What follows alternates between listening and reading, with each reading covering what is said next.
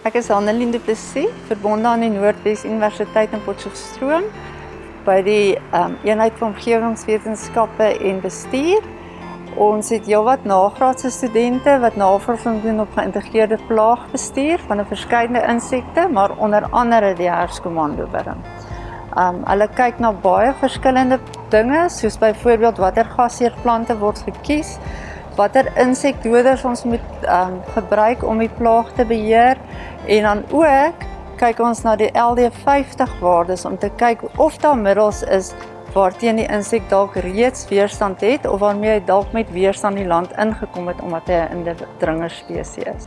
Ons het heelwat nagraadse studente wat in geïntegreerde plaagbestuur besig is met hulle studies en baie van hulle fokus op die herfskomandowurm.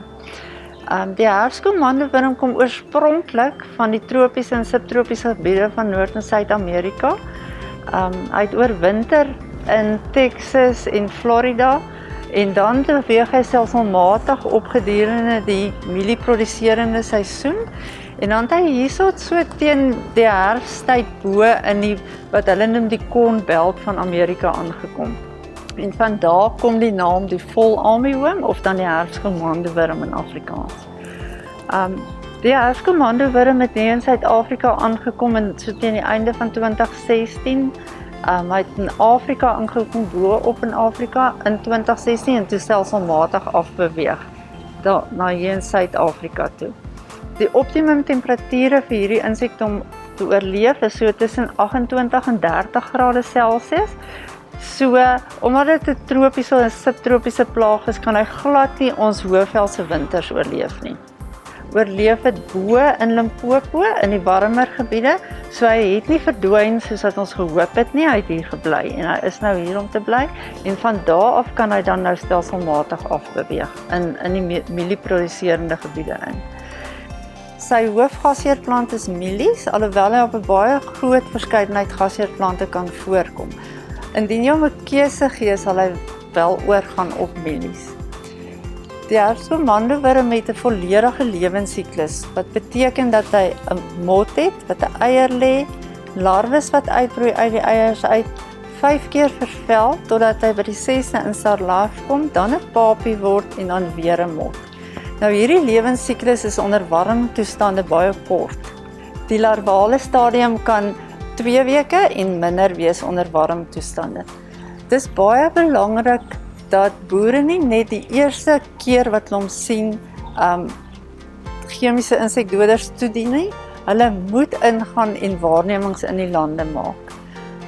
Hulle moet in die land instap, 5 plekke in die land kies, 20 plante tel, op daai plante kyk hoeveel van daai plante het skade en dan 'n persentasie skade uitwerk.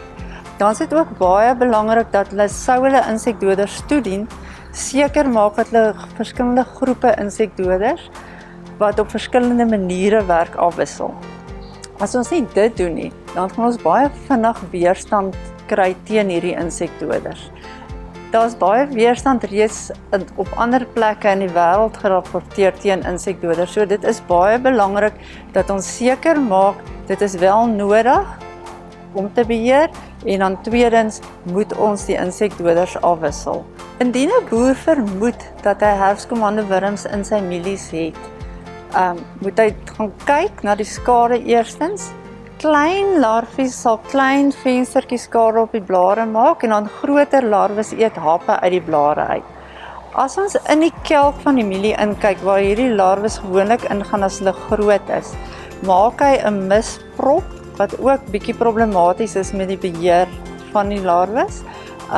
Maar hulle moet baie seker wees dat dit wel die herfskomandowurm is. Die kenmerke waarna hulle moet kyk is, op die tweede laaste segment is daar 4 kolletjies wat baie na aan mekaar sit, en dan ook op die kop van die insek is daar 'n omgekeerde wit ei, wat baie kenmerkend van die herfskomandowurms is.